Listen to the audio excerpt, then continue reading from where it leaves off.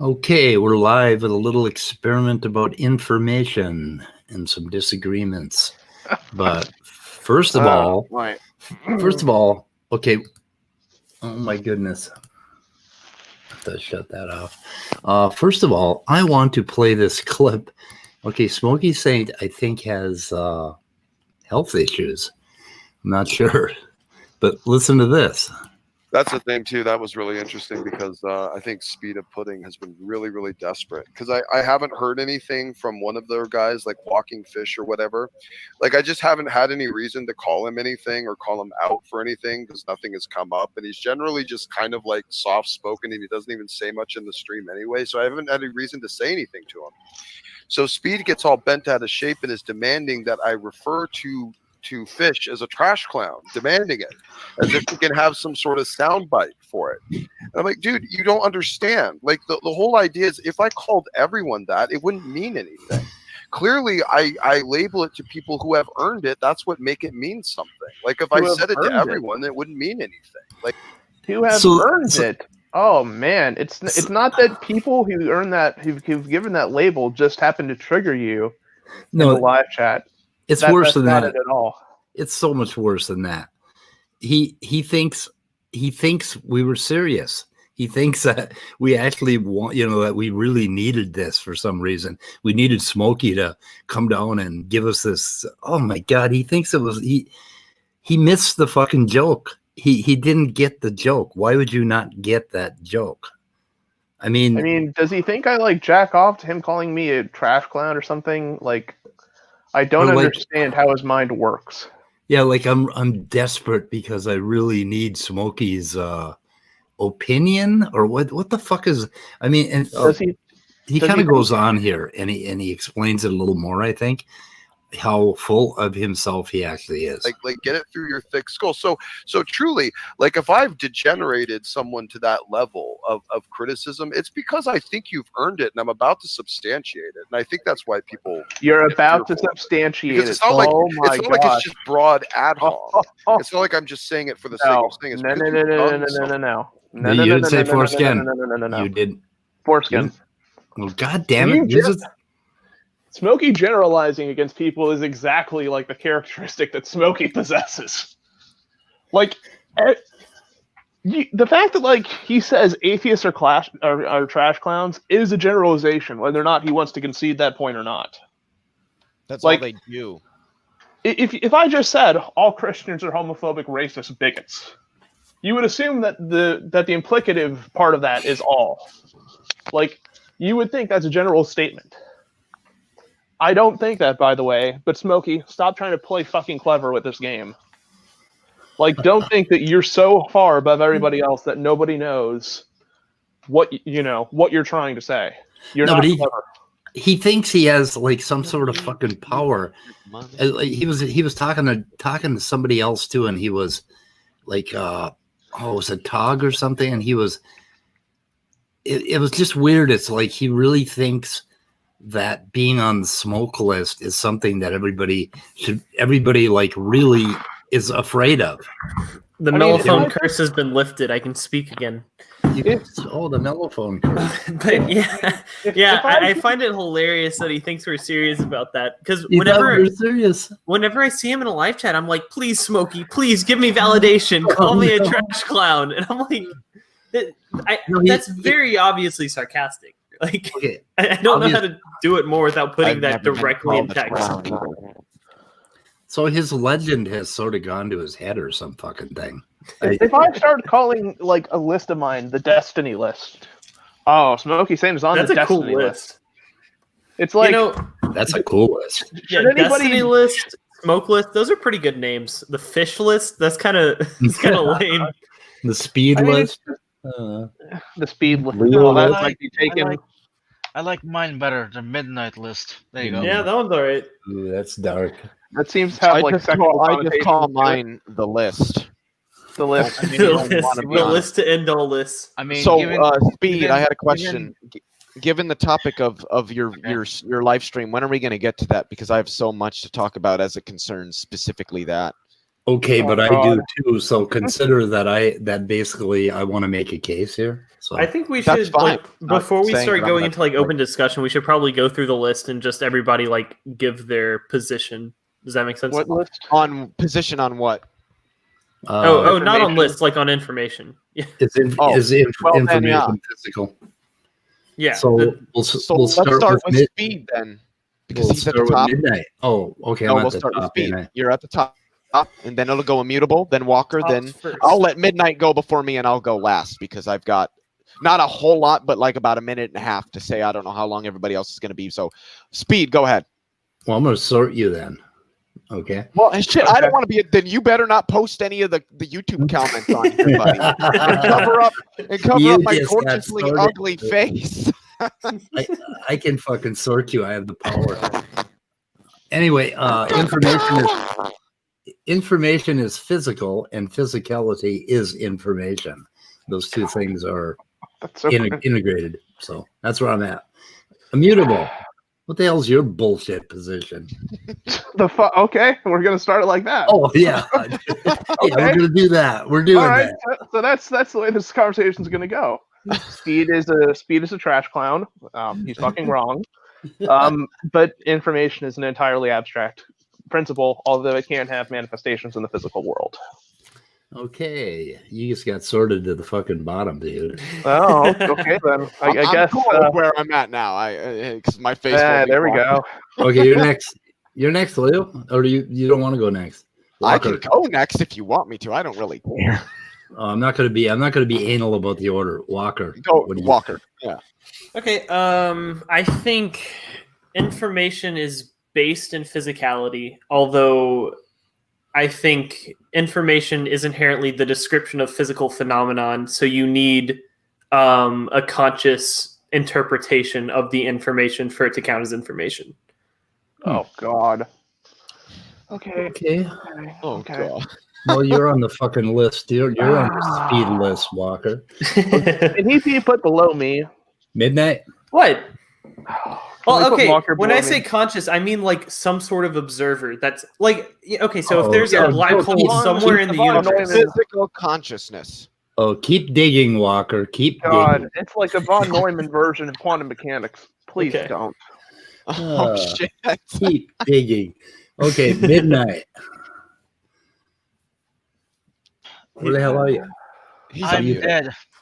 Huh? Well, okay. I guess my definition for information is whatever whatever pisses off Smokey. There. There you go. That There would we be go. My position would piss Smokey off. So, okay. So let's see.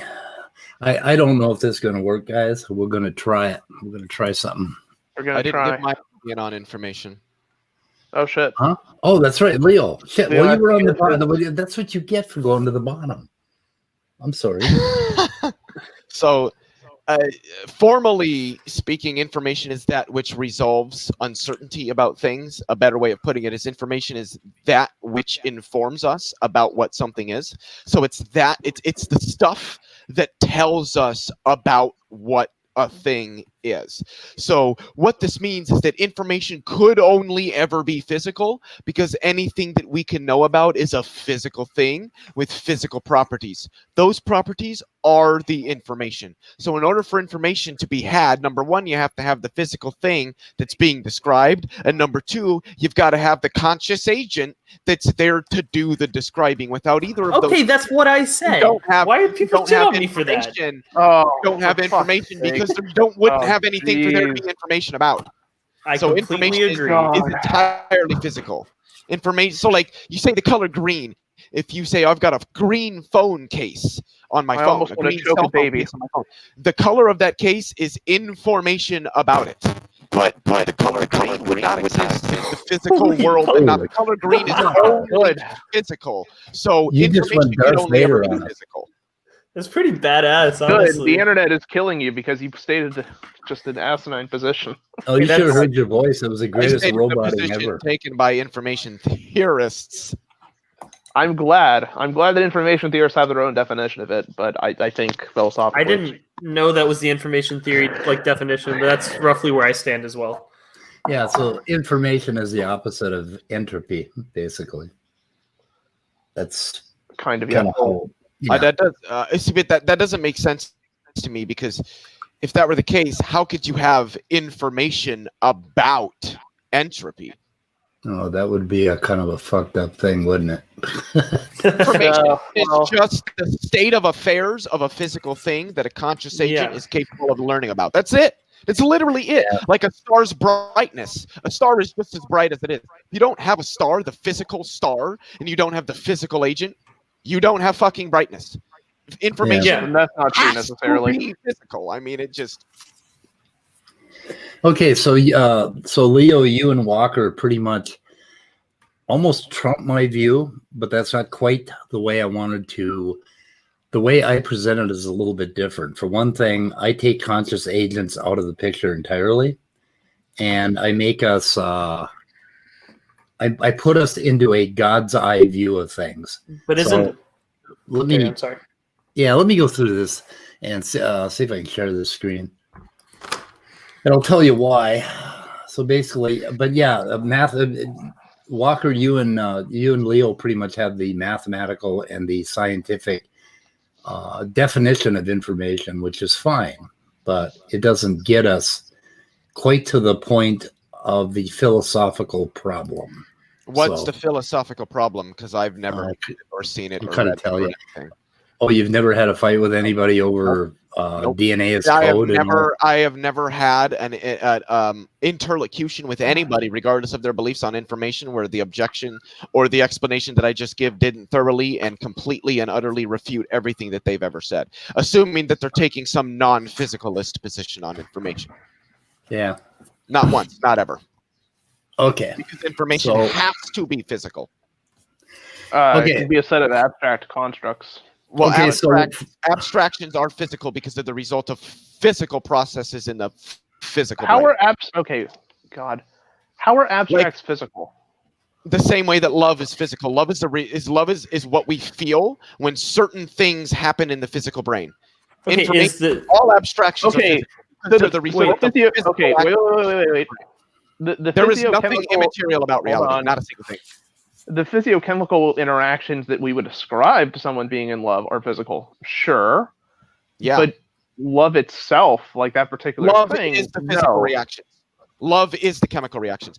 The chemical Love is reactions the- and the emotion are not two completely different things. Emotions Okay, are the love. chemical reactions. And I have never met a neuroscientist, and I've talked to quite a few because I have autism and I've had to collaborate with them. I've never met one, not a single one that's ever Okay. what I just said. Okay, but you would agree that love is a description of those interactions, right? No, It's not equivalent to the interaction itself. no. Love is the interactions. Okay, I would say it's a description of the interaction. Yeah, but neuroscientists don't say that. Which neuroscientist?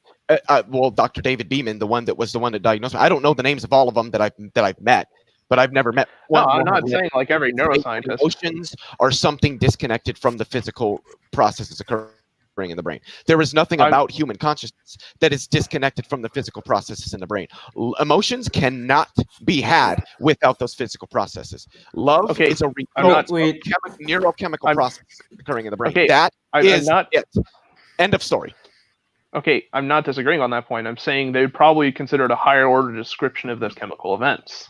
No, it But is the description. Okay. You and kind I of say sound like we let Speed do his Hernandez presentation here. before When we. you say- when If I were Eric to Hernandez simulate- asked, what is a pain? And R and Ra in their debate said pain is the body's physical response to it being damaged. Well, but that's the response to pain, Eric Hernandez says. What is pain? Pain isn't something different from the body's physical response to it being damaged. Pain is the body's response to it being physically damaged. Love is the physical processes occurring in the brain that produce happiness. Happiness is physical processes in the brain that produce it. It's Holy something that's connected from them, that's related to them. It is those things. Just end of story. Okay, but That's by that that. argument, by that argument though, would you not accept the fact that if I had a strong enough supercomputer and I could count and I could simulate every chemical interaction that is constituting of love, that you would then have a system that is love, Capable of love, whatever the hell yes. that means. you would have a system capable of love. Yes. Okay, I completely. Do y'all want to? That's okay. Okay, I completely basically, disagree with that. you two are making my point for me. So my first question is, what is the purpose of insisting that information is abstract in a discussion about the nature of information in the physical universe? And what are we getting at? And what are you concerned about missing immutable if we don't say it's abstract? What is your concern? Okay, my concern is that if you say information is not something that's abstract, like if you say information is something physical, then the logical question is, what information are you using to describe the physical aspect of it? Okay, so you've just you've just done exactly what I'm pushing back against, and that's you have the instrument, which is your mind, and you're trying to figure something out about the universe, and now you want to talk about the instrument. You want to try to look at your own eyeball. That's what you're trying to do. So you're getting into you're getting into a fight with Leo because you've automatically taken this discussion. Oh, this is a fight, man. You've taken this discussion. I love these kinds of discussions. You've taken this discussion to the subjective when the subjective does not belong here yet. Okay, so what do you mean yet? Does it do any good at all to prefix everything with the idea of an observer being around when you are trying to talk about the nature of the universe? What good does this do? What good does it do to start talking about our rationality, our minds, our humanity when we are trying to talk about the universe? Okay, the observer is assumed. Okay, but this isn't like just about like me particularly. This is about any set of observers like that are capable of. Well, why are you talking about an observer at all? I'm trying to talk about physicality. Let him explain himself.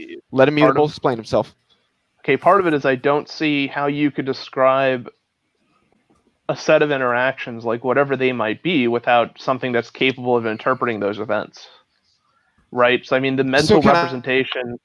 I ask so on the other side, we could say the same thing. We could say, how could you insist there's information without somebody who wrote the information? Well, it's not that there has to be something that writes the information. It's that there has to be something that reads it.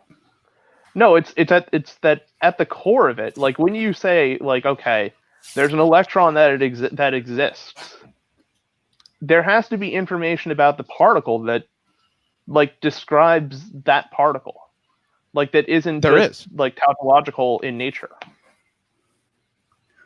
Look what you got and done now. Look what you went and did now. Okay. The only part of that. Okay, so you just said read the entire sentence, don't strawman. I would like to say that the only part of that sentence that talks about information is the part that says information is information. The rest of it's not relevant to the definition of information. Yeah. And saying information is information doesn't mean anything. It's not informative. The rest of it, no material is information. Lepton number is information. And all of those are physical things. All of those things exist in objects independently of humans or their ability to understand it. The sun has a mass, regardless if humans exist. That mass is information about the sun. Okay, but is it informative? No one's there to interpret it. Properties of a physical thing that tell us about the state of affairs of that thing, the mass, the intrinsic brightness, luminal spectroscopy, all of those things that we can use to learn about the sun are just intrinsic aspects of what the sun is and what it does. But they're information. Okay. I would argue that if you don't have an agent to learn about those things, you could still consider it information, but you really can't because there isn't somebody to learn from it. Okay, that's fine. I mean, that's not my contention, though. My contention is regarding the fact that you can say the sun has a mass, like in absolute luminosity of whatever it happens to be, but I'm saying that if you don't have like a sentient agent which is capable of like perceiving that information and like to discern it like from some non-trivial state, how do you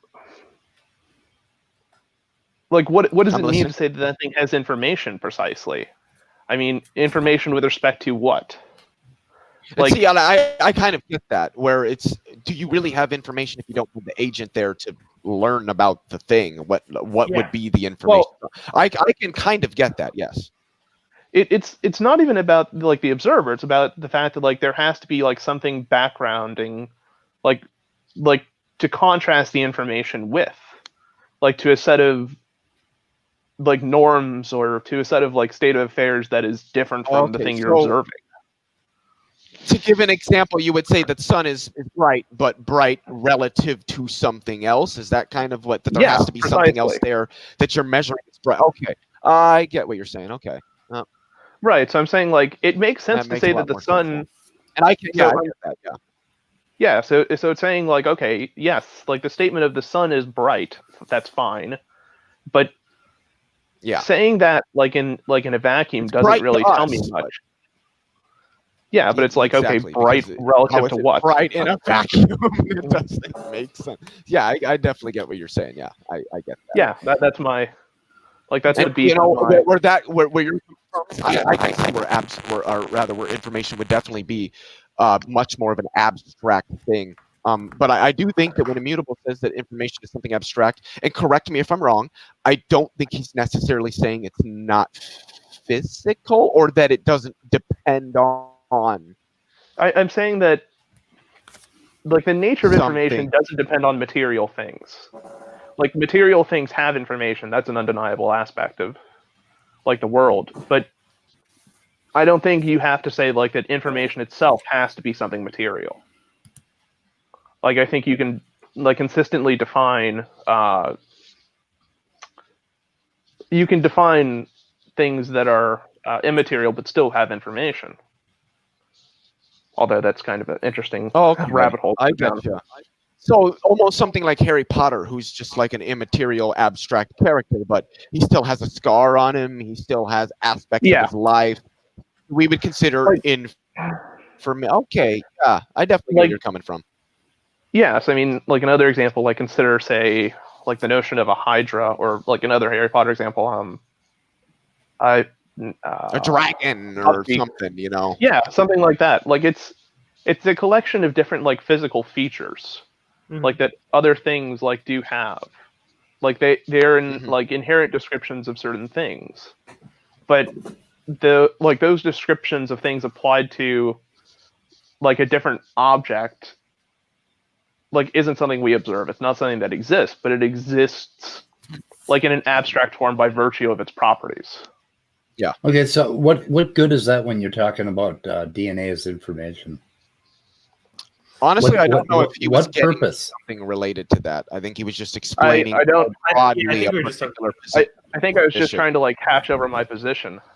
Okay, you're making the category error of trying to talk about something in the physical universe and then wanting to talk about the thing that wants to talk about the physical universe. Why do we insist on going down this subjective fucking rabbit hole every time? Okay, look at. Didn't I explain that already? But why in this context would you do that? Why would you insist that we had to think of information as abstract when our abstractions, our rationalizations, our knowing things is in itself physical? Ultimately. I don't know, and Immutable can correct me if I'm wrong on this. I don't know if he was saying that information has to be abstract, just that information can be applied to more than just concretely physical things. Things like dragons, which don't exist, yet we know they breathe fire. That would be information about dragons, but dragons aren't a concretely physical thing.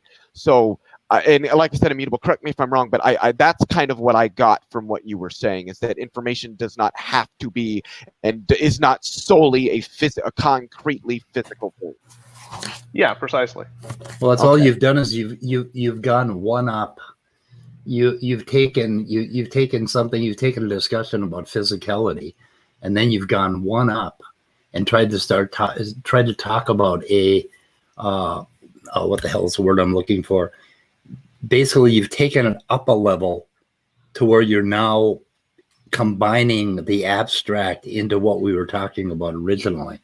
So when we start talking about, like, let's talk about copper and iron atoms in a location, right? Okay. So those copper and iron atoms exist in a physical location, whether you fucking know it or not. Whether we don't have to have any humanity around. We can just look at these things and they move, right? Right. Okay. Let me Now, give all information, can you deny that all information is encoded in physical substrates? Basically, that is encoded in a physical substrate. There's a location of these copper atoms and these iron atoms, and they can move, right? So the way I would argue that is information it isn't the property of those two atoms existing like at its fundamental level. It's what generates the information for me is the fact that there are two things which are distinctive in their composition. Okay. It's where they are in the world and what they are. Yes. So those two things combined. So there are properties like of those objects, for instance, like number of electrons and protons, and also like the fact that we distinguish between them in terms of like our language, like which causes them to be. What does that have anything to do with electrons and protons? Well, wouldn't that be information? Our language? Like the way we refer to something like is okay. You see what you're doing? Hold on. You're Give him a chance to think about what he wants to say and explain it. Okay, let me ask you the following question, Speed. Like, if I were to say, like, just give you like two words, cat and dog, and nothing more, could you draw information from like those two set of terms? My argument is yes, because those two things are different within their composition. Like, there are elements of one like word that are not present in another. Like, there's a meaningful distinction between the composition of those two words. Okay. So, like, the set of characters that comprise them are different. Even if they have, like, even if, like, in this hypothetical, dog and cat have the same definition. Like, they would be unique in the set of elements, like, that define and describe them. Wouldn't they? Like, and to bring it back to the point, like, one thing that distinguishes two things from another is the way in which they're comprised. So, like, iron and copper atoms can be distinguished based upon atomic number and mass and things like that, properties which we ascribe to atoms. But in and of themselves, like mass and protons and electrons are not something necessarily that's dependent upon dependent on atoms to have a definition. So if your chemistry teacher is talking to you about copper and iron, then you get up in class and you ask him if he knows the difference between a dog and a cat, and the word, or if he knows the difference between the words iron and copper, and if he understands that we use different symbols to represent each one, and that we're observing the copper and we're coming up with property. I mean, do you do that? Because that's not what you do in a science. Right. Okay. Why in the fuck do we do it in this discussion? Well, I'm whenever we're talking about like any given topic, that's sort of an assumed thing, right? Like, it's assumed that these letters represent the atoms. Yeah, you're making presuppositions. They're distinctive. Yeah. Because it's not useful to say, okay, so here's the letter, but here's what it's actually representing literally every time it's brought up. Mm-hmm. Right. Well, to answer Speed's question, I mean, like, when you teach somebody chemistry, I mean, that's really not like the goal of things. Precisely my point. Okay, but once you do have those essentials, like once you do have the essentials of like how atoms are constituted and things like that, you can begin to ask like questions about information. Like, fundamentally, how is it, like, why is it the case like that we choose to distinguish things based upon this criteria or that criteria? Are things like electric charge and mass something that are inherent to, are they necessary qualities like to define an electron, or to define a copper atom or a nickel or whatever atom? Okay, back when I was in college, professors could still do this, but I would pick you up by the collar and kick your ass all the way over to the neuroscience class and tell you to go and flesh it out over there because it doesn't fucking belong in physics and chemistry. No, I'd say to some extent it does. I mean, like how we think about these concepts are very important. Yeah. Why? I mean, like the way we distinguish one thing from another is very significant in terms of like making discoveries and like the limits of things that we can categorize as scientists. Yeah. Okay, now you get to go to the philosophy class, but Hey, you still don't belong philosophy in is chem. not a bad thing at all. Science I know a is lot a of people that are all in- philosophical. Yeah, This is gonna science trigger is some philosophy people. straightforwardly. Yeah, Well, the philosophy Science is a class is in philosophical between. framework. Philosophy class is in between neuroscience and chemistry class, so you could stop over there. But anyway, what I'm trying to get at is something called a God's eye view. So a God's eye view is when you have this cube here. Okay, pretend that cube is the entire universe, and you have we have two squares and a cylinder inside that universe, and those are the objects. And then we have that little smiley face guy. I don't know if you can see him. He's pretty dim. Yep. Okay, that's you. You're all just objects in that universe. Now, if you take a God's eye view, what you're doing is you are trying to launch yourself out of our subjectivity, out of our rationality, out of our humanity. You're not going to talk about humans and language and abstract things and all the things that belong inside humans, belong inside that observer. And now that we're out here in the God's eye view, what we can do is we can look at the cubes. We can measure where they are, whatever. We can figure this out, and of course, we can't escape our humanity for real. But when we take a God's eye view, the first rule of God's eye view club is you can't talk about the gods. We don't talk about ourselves as observers or seeing these things. Okay, so we're just trying to flesh this out. But now here's the important point: we can walk from those two cubes and that cylinder over to that smiley face guy, and we can take him apart just like any other object, analyze his brain, figure out what neurons do, and we can determine what this subjectivity thing is that we have. That's the point. That's okay. That's Actually, a very contentious point, like of neuroscience. Contentious? No, it isn't. No, I mean like the fact that you. I just think we all need to differentiate- have this discussion with Steve McRae. the contention like that you can distinguish like neural like subjectivity like from neural interaction. I mean, it's something like that's been like that those two are indistinguishable from each other. I believe is something like well accepted within like neuroscience. Okay, say that again. What is accepted in neuroscience? That you can't distinguish like between like the subjectivity, like a person. Oh God, what did I fucking just say? The quality like of subjective, like of a subjective Experience? of a subjective opinion. Yeah, Like of a qualia. subjective opinion. No, not quite. Like Okay. then you can't separate like a subjective opinion a person has about a topic, like from the mental activity. Right. Like of that person. They're one and the same. There's basically it's what is it? Supervenience. Yeah. There's no change. There can be no change in subjectivity without a corresponding change at the physical level, but there can be a change at the physical level without a change in subjectivity. So it's a one-way relationship. It's supervenience. Basically, A supervenes on B, so subjectivity supervenes on physicality, which is B, that sort of thing. So that's the supervenience discussion. But anyway, the thing that I do with my strict naturalism is that I'll take the God's eye view and I'll discuss everything from an entirely physical aspect. Okay. Which means that I am looking at B, which is a physicality. Okay. But I'm deriving A from it. If I want to talk about subjectivity, I can, with neuroscience, derive mind from brain.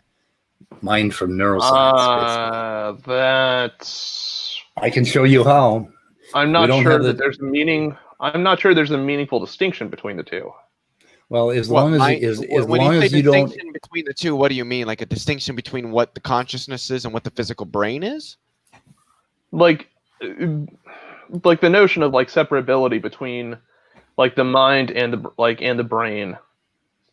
Like Yeah, so like the mind is a distinction between function. consciousness in the brain. Yeah, like I don't see how you would begin to describe the notion of consciousness without first appealing like to some schema like of brains, like in activities that occur like neurochemically and neurologically, like between certain like hemispheres of the brain and things like that. So I don't know how you would distinguish one without first like bringing up the other. Mm-hmm. I'm not sure what you said. What I said is that I could derive subjectivity or the mental from the physical. So were you pushing back on that?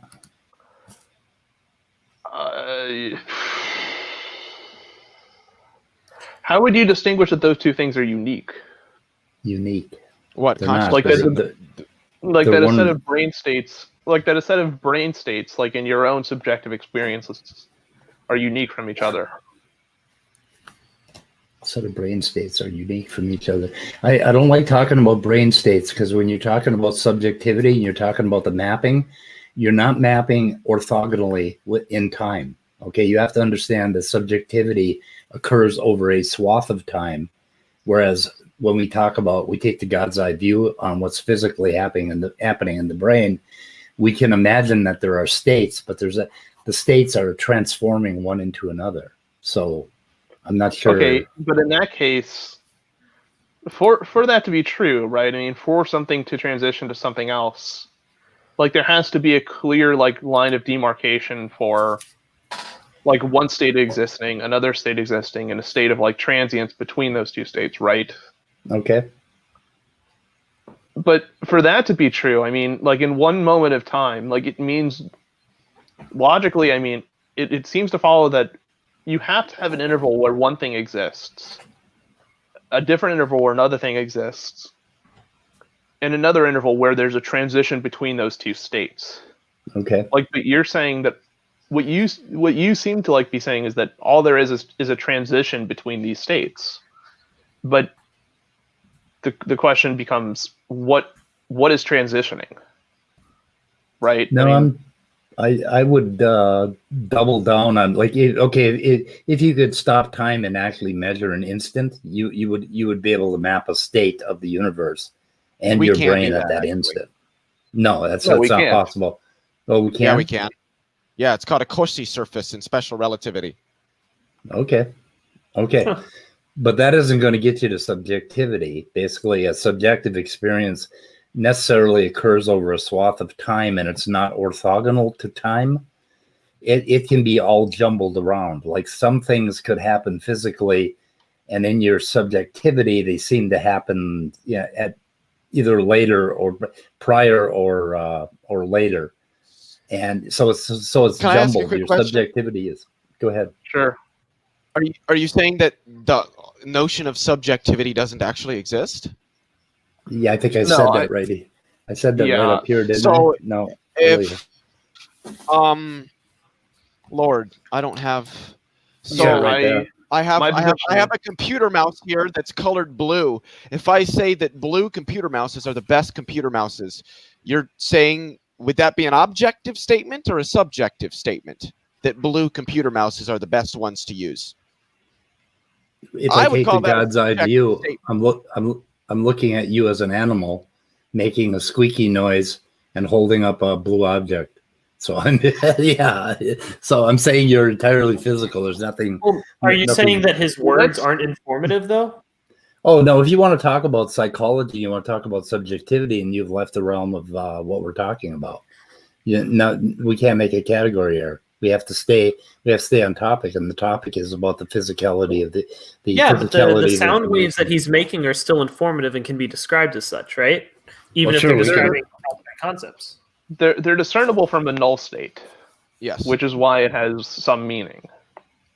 The fucking mouse is awesome, by the way. And to me, That's cool. and to me, like even like, and even with like what Speed was trying to describe, like with like mental states, to me, like what's relevant is that there exists like a set of more than one states like that can be distinguished from one another. Like just saying that like states transition between one another doesn't tell me much about a system because I don't know like the nature of states that are actually in transition with each other. Well, you could look at a state space and see the shape of the space, what the transitions are going to be. What Okay, is mean, the but state those, space? okay, but those states are defined, like right? Like the parameter space by which like states transform in a state space are defined. Like you know what they are. Like they can be listed. Is a state space the same thing as a phase space in physics? They're very Yeah, similar. I think so. Yeah, you're looking at all the states that the brain could be in, and then you're mapping Oh, okay, from yeah. one So state it'd to be the a next state. phase space of all brain states, because in Yeah. physics, a phase space is the space of all possible positions and momentums. Yeah. So if you're talking about the state of all things that could be, that is a phase state or a phase space. And you're looking at how it speaking transforms. specifically with But now, Okay, but to that point, right? I mean, my point is that those states, like no matter how large that number is, can be enumerated. Like I can say with certainty that the number of like that the state space of a physical brain, like with 100 billion neurons or whatever, is less than a googleplexian. Yeah. Like that the number of states is bounded by some other that other depends. quantity. It's a bounded set. Set. Doesn't that depend, Leo, on how fine you're measuring? And at some point, we can't measure any finer. Well, I mean, No, that not comes really. down to I mean- more the accuracy that you're determining the bounding of that set. So that doesn't really take away from the fact that the set would still be a bounded or a finite set. I just kind of made the same error that I'm railing against. Well, shit happens. Oh my god, I can't tell you how many times All we I've done got that. to do is say, get you to get off this whole pure naturalism thing.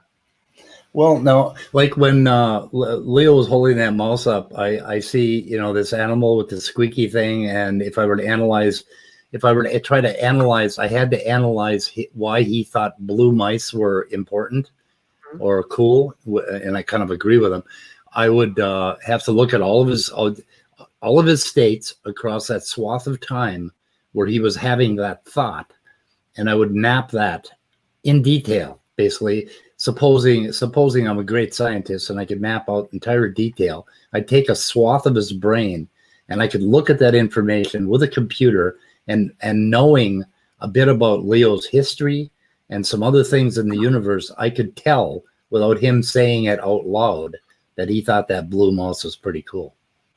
I could read his subjective state with basically physical. That goes to validate my point. Quit touching your mouse. Okay, that goes to validate my point. I mean, my point all along has been that it seems trivial, to say that information exists like within a vacuum, like without it being like discernible like from a set of abstracts. Mm. Because if you were to have like just the information at that point in time, like the point in time where like Leo saying, or the first utterance of this mouse, like this blue mouse is cool. In a vacuum, I don't know if you could discern all of, like, if you could decohere like that set of information.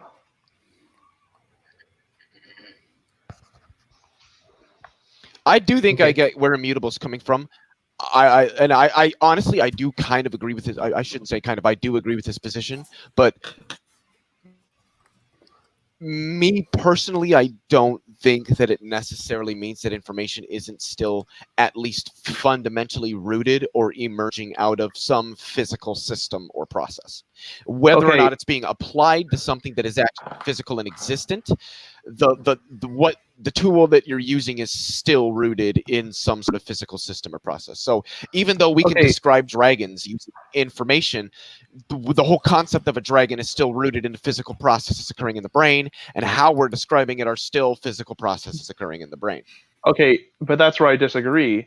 The part where I disagree is that like the notion of a dragon is based upon like is rooted in a set of abstracts like that are coalesced and that define it.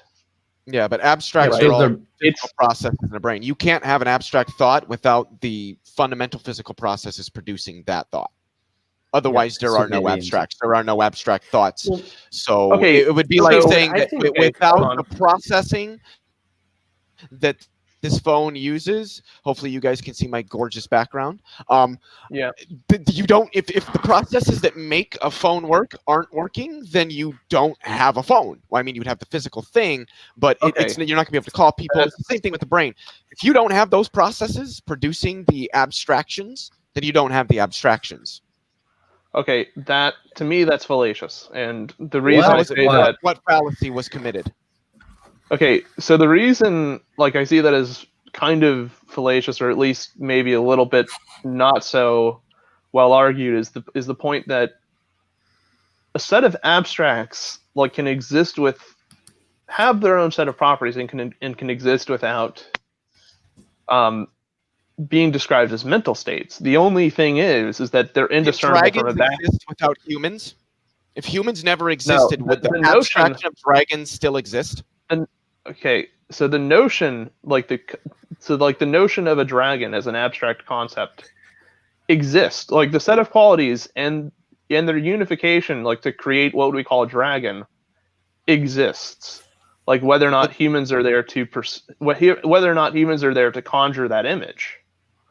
But the thing that's special about us is that because we are not in a trivial state, because we can compare more than one state, we can discern that set of qualities which describe a dragon from a vacuum state. It gives that term meaning. Because otherwise that term is completely vacuous. Like it goes back to the thing me and you were arguing about earlier, of like the sun having like energy and mass. And I asked with respect to what? Right? It's the same type of thing. I would still say like that the sun has mass regardless of whether we're there. But mass, because that's okay, an sure, but intrinsic physical property that exists independent of humans' ability to measure it. Like the mass of the electron is 511 But is it electron information volts, without regardless humans? of 511,000 electron volts. okay, I would but say- is that in? No, you have to have the agent there to let's call it information. And since Right, agents but are a physical thing, information still requires physicality. Like if there were no agents and no physical reality whatsoever, you wouldn't have information. Anything. Information would not exist. I think that kind of proves that information is physical. Okay, so there's 2 points to touch on there, which is that the thing you're describing, like with the sun, what you said effectively is that you have to have observers there to like have a meaningful discern, like have a meaningful, like to create a meaningful statement about the mass of that object. Okay, that's fine, but it implies, like the converse of that statement means that without an observer, you would have no meaningful information about an object. Of course. Even though you can. Wait a minute. The protein is Hold on. created from the DNA, whether the human's there to watch it or not. Yeah, but Okay. without the human, it doesn't. It's just chemical reactions going on. Right, but okay, without there being something to compare that against, right? Without there being like some non-trivial state, in this case an observer, how could you say that thing, how could you describe that as a unique event? Like how could you describe that as being different from a vacuum state? Yeah. You can't. Because it has different properties. Well, the fundamental properties are different from the fundamental properties that a vacuum state possesses, regardless of whether a human, like a star is different from a planet, whether or not there's a human there to differentiate between the two, because of the physical the properties that they have independently of a human. A star undergoes thermonuclear fusion. That's a process that stars just do, whether or not there's a human there to look at it and observe it or not. Planets don't. So even if but so even in that humans case, right? did Like not with what you're stars would still undergo. Okay, yes, but you wouldn't be able to describe that event, right? So, I mean, it still happens. Okay, but it isn't meaningful. So it doesn't. Like there's no meaning. Well, There if mean- it's I don't think that information, there's meaning. I don't think that meaning is an objective aspect of reality anyway. Okay, It's a but human so- abstraction that we apply to things. So without Okay. humans, you're right, nothing has any meaning or purpose or definition or anything because there isn't something there to give it meaning or purpose or definitions. But there are still definitive properties that things have, regardless of whether or not there's somebody there to define what those properties are and distinguish them from other properties. Well, that paper. Okay, that- Reality my point- exists and does what it does, regardless of whether or not we're here to define those things and differentiate them from other things. It doesn't matter. Reality will still exist. Reality will still do what it does. It still has all of the properties and facets that it does. I'm not a solipsist. I don't think that any of you guys are. Stars will still burn. They will still be bright. They will still explode, even if humans don't exist to give those things meaning or define what they are or differentiate them from other things. It doesn't matter. Just doesn't Okay, matter. Reality does what it does. Okay, let's see if this line of argumentation makes sense. If, for instance, like I describe if I describe something with a set of information, like a star, for instance, so some massive body that is undergoing nuclear fusion at its core, that is in relation to that thing is in relation to a set of objects that does not have those particular processes occurring within it. Like that's one of the ways, like as the object like being comprised of a set of information and being distinct from something that's essentially a null set, a set that doesn't contain that quandary of information. The point I would want to kind of raise is that, okay, if we can't describe that set of things, then that would be no different from us describing nothing, right? I mean, that'd be no different from us that'd be no different from us denoting a vacuum state. And a vacuum state has less assumptions, like in its composition and the way in which it's defined. So it'd be more logical to assume there's nothing occurring than something occurring that can't be described or discerned from a vacuum state, right? I guess I would say that I don't think that we have to be able to discern something from something else in order to know about it. Like we could never observe or measure or detect literally anything else ever, and we would still know what a star is and how they work.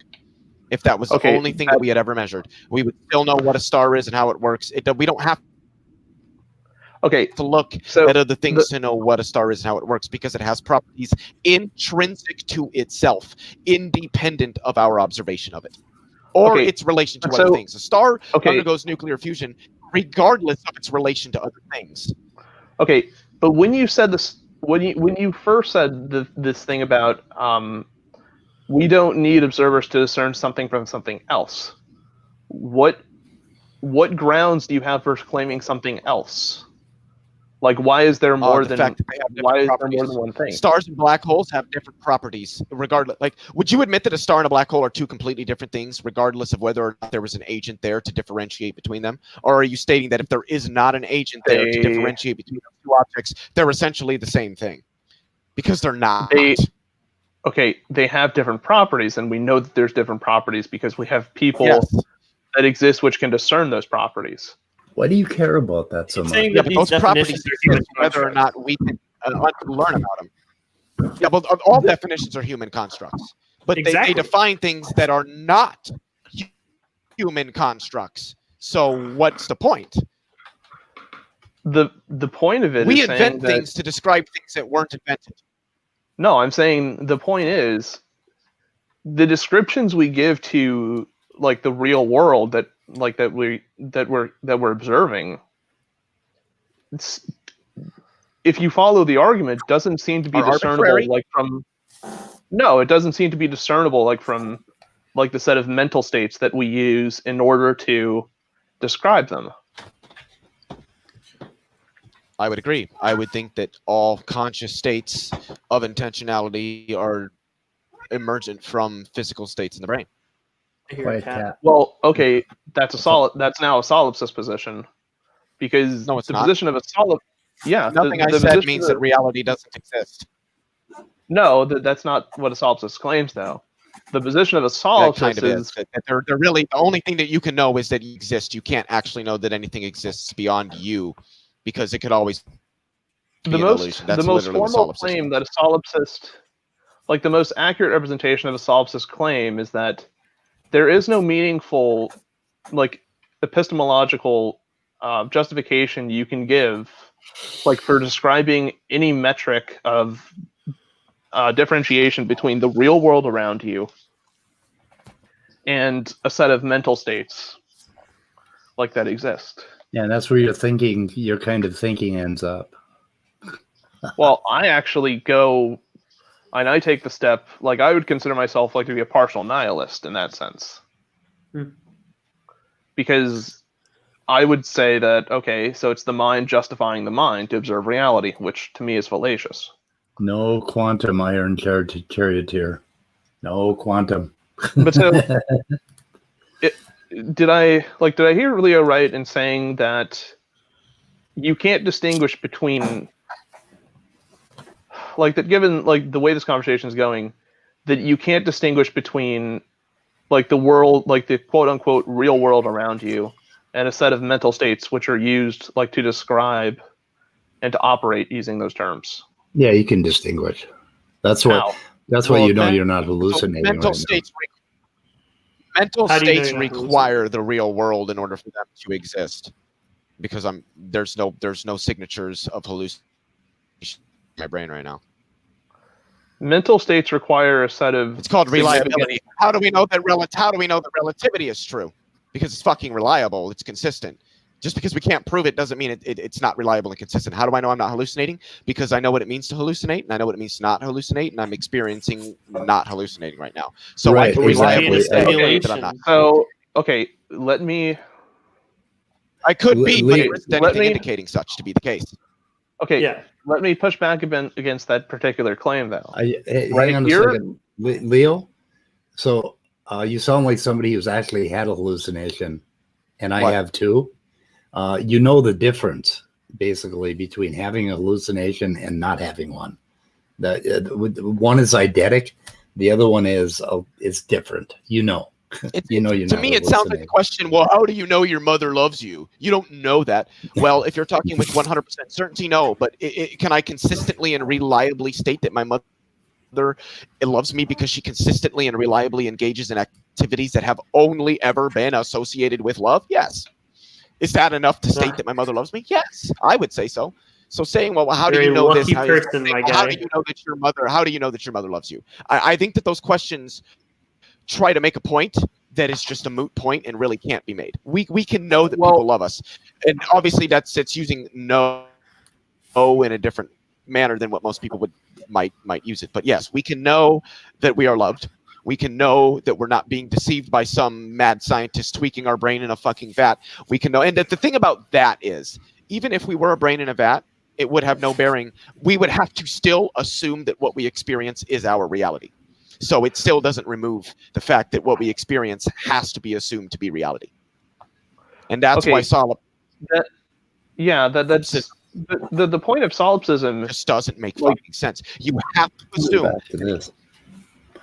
You don't have to. Like, the purpose of solipsism is to Well, I mean, you counter do, otherwise you don't know anything about anything.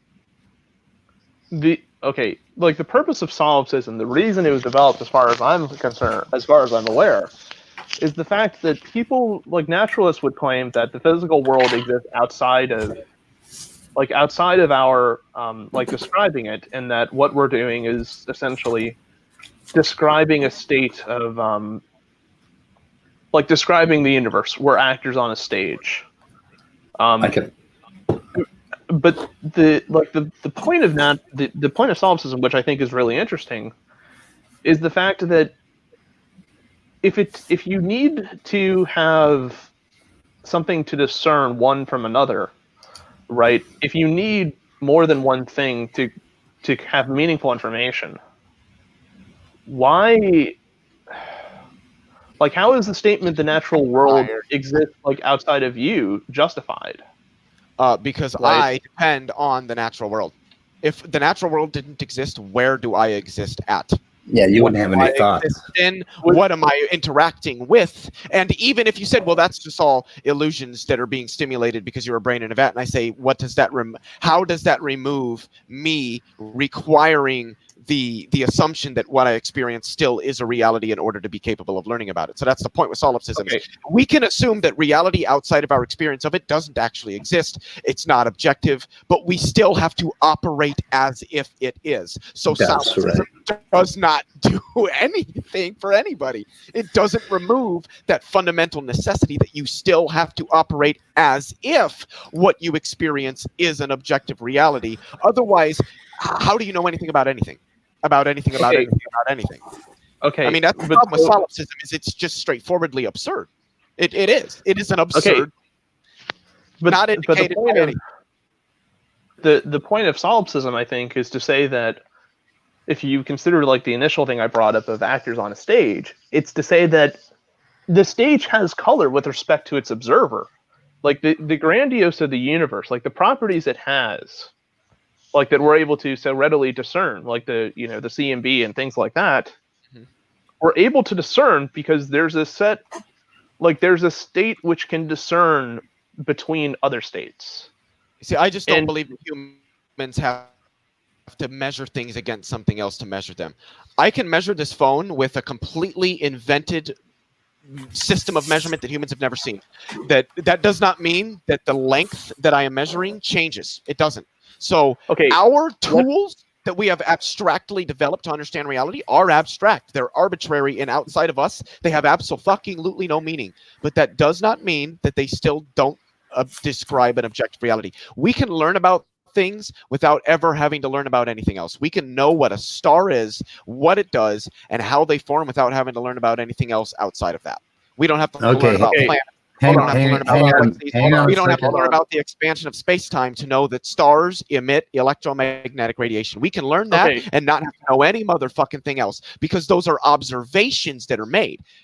They don't depend on anything else. We just observe it. Okay. Okay, we observe this. We know it's- let me ask a Immutable. very- Hang on a second here. You asked the question. What is the purpose of solipsism? The purpose of solipsism is to basically lead you into idealism from representationalism. And representationalism is a form of dualism where you believe that you have mental constructs that represent things outside of you. That's not how the fucking brain works. Okay. Okay, There is no representationalism. And one more comment here before we go on. Leo, you're hired as my mouthpiece. You're speaking my mind.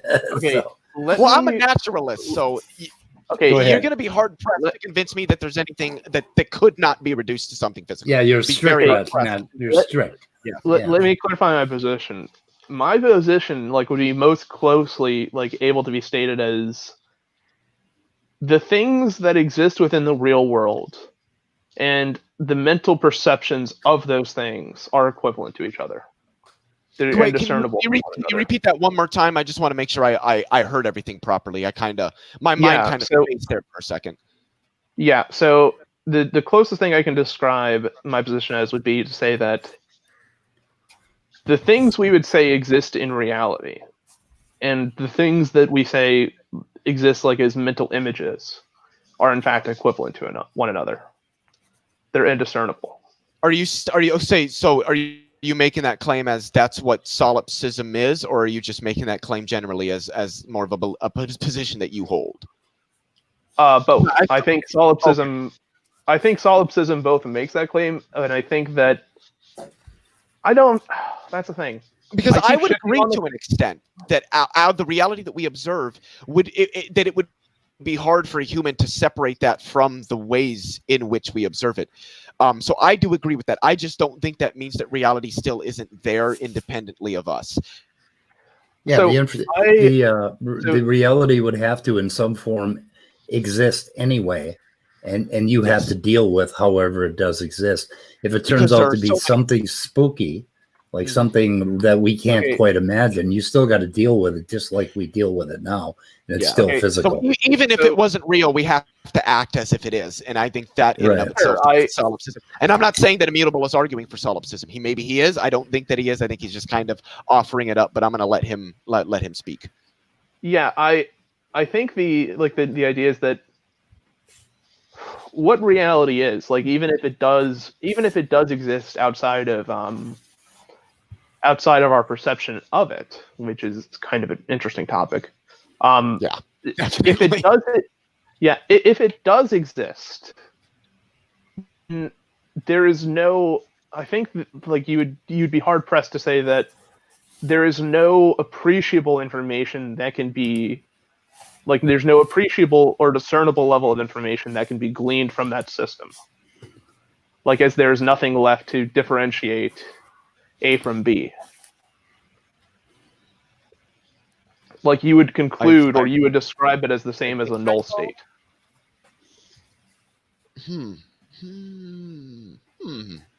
That's kind of interesting. God, see, this is why I like conversations. I like conversations that make me think. And I like conversations, unlike some people, that make me question what I've always thought, because I think that those are the most interesting conversations to be had. And that's why I think conversations like what we're having are really important, because they get people thinking. And I think that's what it takes to change minds, that you're not just going to change somebody's mind. You got to get them thinking about things. Nobody's going to change their mind because of somebody else. Somebody else might lead them down the road of changing their mind, but somebody doesn't.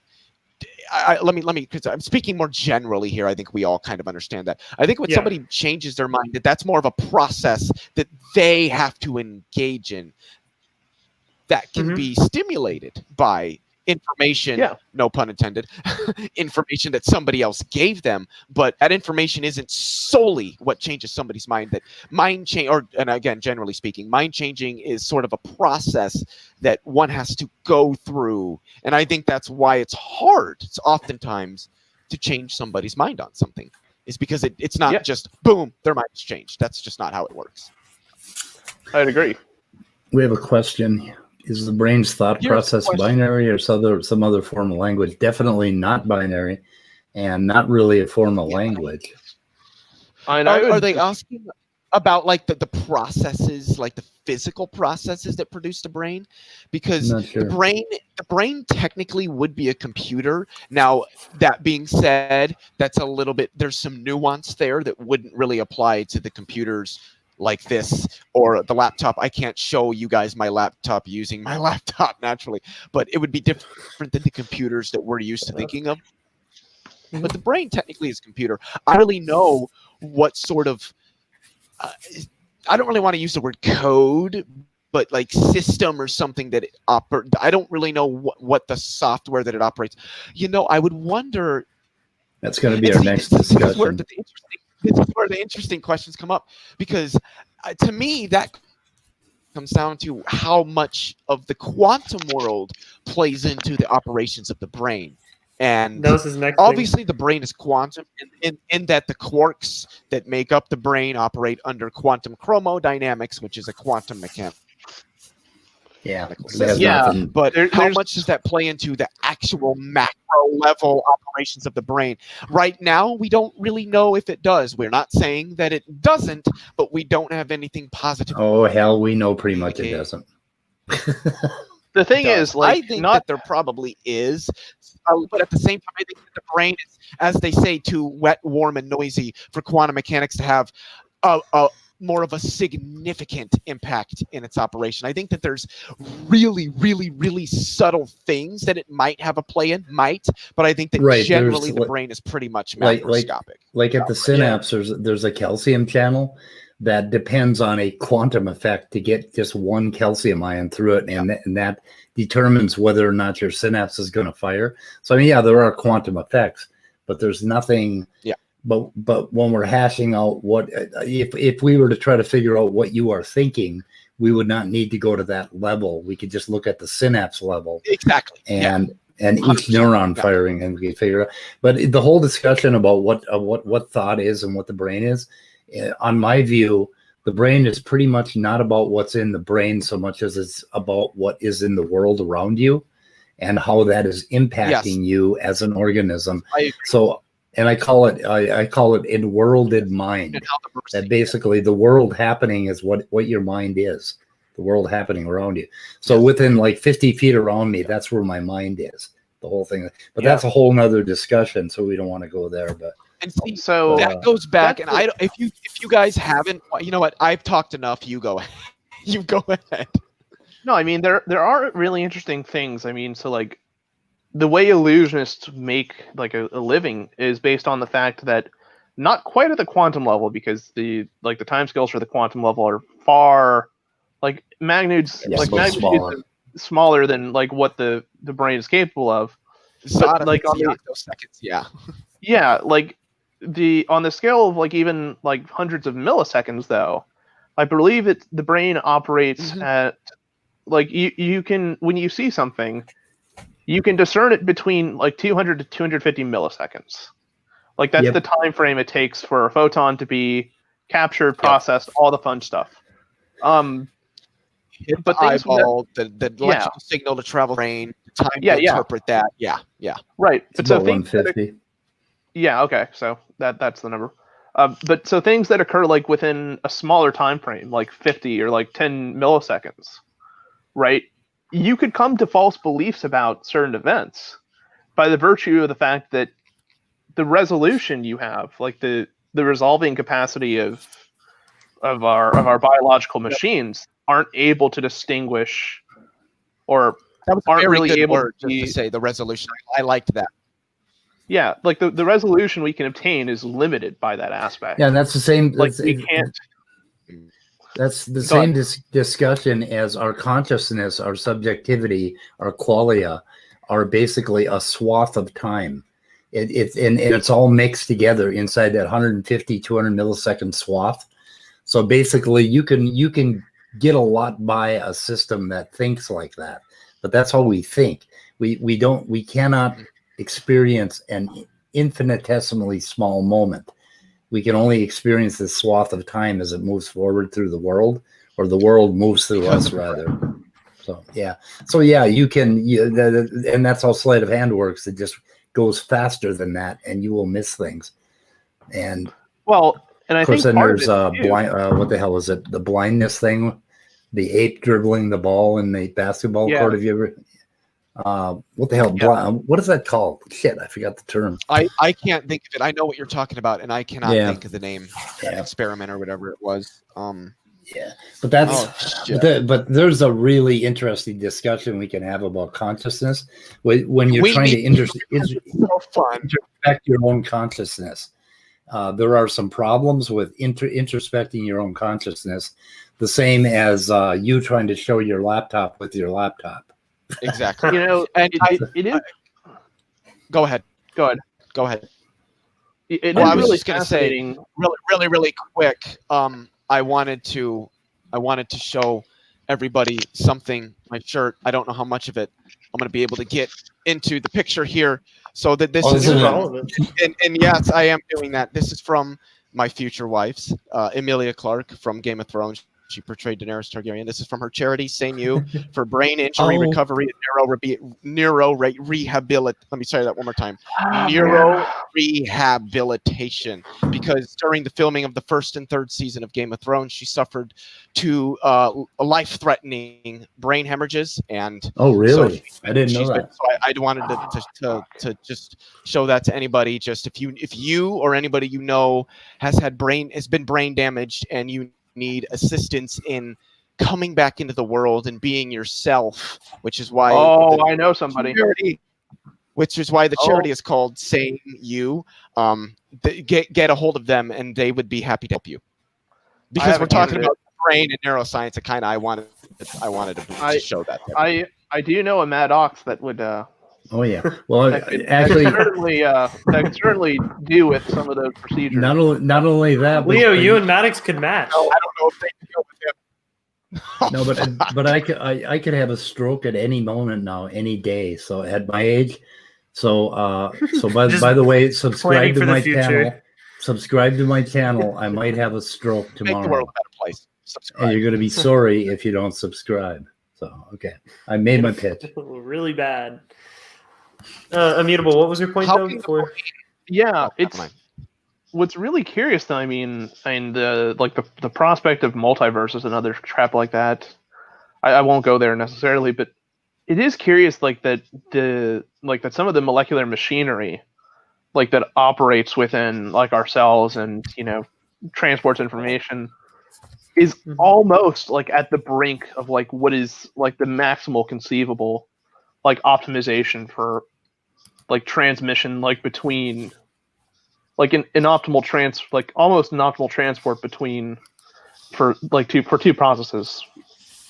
I think it's only like according to like Shannon Cloud and Claude information, if you compute that like the essentially like how optimally something can be transmitted, the like some of the molecular machines are only off by about 20. Is that the same Shannon Like of Shannon theory or the Shannon theorem or whatever it is? Okay. Yeah, of Shannon Claude information. Yeah. That to me is like really fascinating. I mean, so it's kind of curious that our biology is developed in a way that we're almost at the brink of, we're essentially like the high-end models, like of what nature can allow for in terms of like its maximal perception. The Earth is hot. I mean, it's really hot compared to the rest of the universe, and there's this, and we're just part of that heat, and we're interacting at that speed, and that's how we evolved. This this heat and complexity that we're spinning up, which is kind of interesting. But I'm probably beyond my my coffee, but at this point. How the fuck have I never learned about this? This doesn't make sense. What? Okay, so we're gonna have to go through some math here because I know, and I don't really know all that much, but I know enough about calculus to understand aspects of quantum mechanics. Oh, sure. How have I never heard of a Taylor series? I was looking. Oh, up really? Oh, really? Oh man! I fucking hate Taylor series. Oh, I love Taylor series. Oh, Taylor series are the fucking bomb. The fuck? Oh, that's why. Because I'm used to McLaren series. That's why. Okay. Yeah, those fucking suck. Oh my god. No, they're those. fucking. No. Oh, no, they're beautiful. No, they're awesome. Honestly, I'm you sorry. say you I hate hate them? those. God, I hate those. No, that was the most beautiful thing I learned in Calc 2, and I'm not even lying. They are. Why? Yes. They're mathematically beautiful, but they're mentally a fucking pain in the ass. They're so simple to That was the last calculate. section. They're so simple to calculate. It's just, okay, here's a function, take its derivative, evaluate it at a point, what's its value? Okay, great. All right, divide it over and just keep track of the number of derivatives you have, see if you can find a pattern. Go. That was so interesting to me. I mean, but especially Leo, I mean, you'll be more interested. And it's really intuitive too, like the notion of what's called Fourier series. Yeah, those are cool in electronics for like creating a square wave or various wave patterns. It's Fourier just series are important. To me, it makes a lot of sense too, because what Fourier series are, for those that aren't aware, you take you can represent a function by Leo froze. I think Leo. We may have lost Leo. No. Oh no, he's frozen in a quantum state. But yeah, what Fourier series are is you can multiply a function by the Fucking cosine and two sine Leos again. terms. And what's really interesting is the fact that Fourier series they're really intuitive because what it's saying is you can reconstruct a function by. Is this spooky action at a distance, Leo? Is that what's happening here? Yes, Is this entanglement? Where? You're entangled with your what's frozen happening where? self. I haven't. There I are don't two know of what's you on going the on. screen. You guys went off. Well, then get rid of the black screen. There are two of you on the It's not black screen. for us. For us, it's frozen. It's Oh, just well, then frozen get on rid a of the pixel frozen. file. Then get You rid of change the the frozen. part, my guy. That's okay, Leo. Two of you, it's got to be a good thing. Yeah. Okay. Yeah. Well, if you Well, want to be what- technical, every atom of our bodies in some way. How would I word this? Because it's there. I don't know how to word it, but there are parts of us that are actually entangled with each other because we have interacted with each other. And so, if you wanted to describe the state of those particles, you wouldn't be capable of doing it without describing the particles of everybody else simultaneously. See, the thing with entanglement is it's actually a pretty simple concept to understand, aside from the math, which the math really isn't all that difficult. The only that you thing- understand the level of it, but people make it out to be this extraordinarily complex thing that nobody gets, and I'm just like, that's not really a good characterization of it. The only thing that confuses me about quantum entanglement is how how is it instantaneous? Like the It's like not. the transfer of information between. There is no transfer of information. It would be no different than Well- if I've got a phone, my phone. Nobody can see me holding it up because fucking Speed and his goddamn YouTube posts that he's got to put there. But if I have a phone and you Okay. Leo, I had you up on top got and then two you phones. came back in. we've got 2 phones, the screen of one, I don't know. I'm covered. I'm sorry, Walker, you guys. can but you you're a guys- trash clone. That- Oh, we're losing you, Leo. Just face. Anyway, let's say You I've got 2 roboted. phones. If the background of one phone, I see that the background of this phone is red. Aha! I already know that the background of the other screen is blue, but no physical information was transmitted in that process. Right. Oh. And that brings us all the way back to information. Okay, so the thing is, like with entanglement, is it was described to me as like, okay, so you have one particle spin up and another in like the Andromeda Galaxy or wherever the fuck. Or actually, no. My favorite You guy. have 2 particles somewhere in the universe. One's in the Andromeda Galaxy, the other's just fucking off somewhere else. Yep. Somehow you get a hold of, you manage to isolate the particle in the Andromeda Galaxy. And then you ask the famous question, what is the particle doing? Is it in spin state up or spin state down? And before that, you still have decoherency within the system. So both particles could be in either spin up or spin down state. But once you measure the state of the particle that's in the Andromeda Galaxy, and say you measure it spin up, the moment you do that, the other particle will automatically be spin down.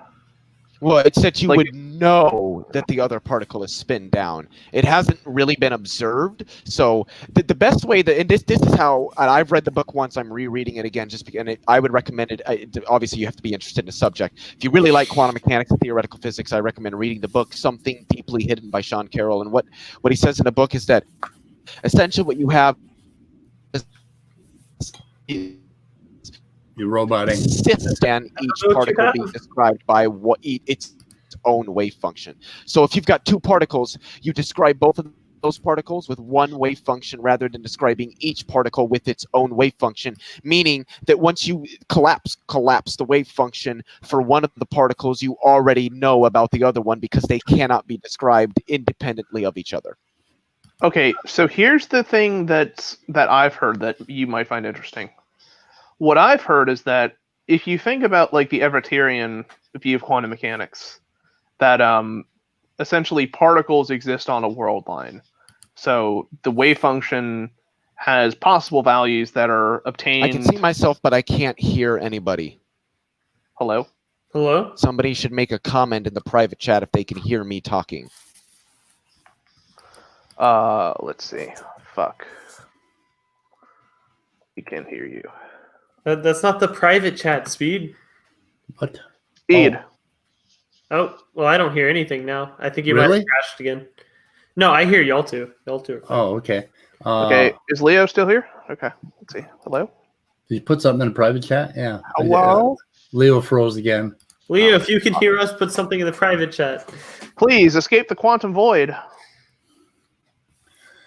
Shit, guys. Anyways, should we try to steer it back to information? Because I don't feel like we Oh, got. this does. There's So, another. Here we It's go a third again. Leo. 2 of me. All right, so It's the third one. okay, so you were I describing. didn't hear what Immutable um, said about entanglement, so I want to hear that. I think he's about to I explain. did. Go ahead. Okay, so what I've heard, like regarding the entanglement thing, is if you take the Everettian perspective of like the many worlds and that the history of the particle is described in terms of like different branching points of the wave function and what we observe. What you essentially do, like once you measure a particle, is what you've done essentially is back in time. Like, so before these particles have been separated and observed, they were still in a state of coherency. So they were both in a superposition of They were both states. coherent, yeah. Right. But once you have interacted with a particle and caused one of them to change up or change down, the view is that one of those world lines has actually collapsed. So one of those potential world lines, like for those particles interacting, has been actualized. So there is now Both a state world lines have. where, yeah. So there's now a state where one of the particles spins up and the other spins down, and vice versa. But you only observe one or the other, in tradition with normal quantum mechanics. Mhm. So it's saying that like the history of the particles has actually changed by virtue of interaction. Yeah. That since you have interacted with the particles And in I the think present, entanglement.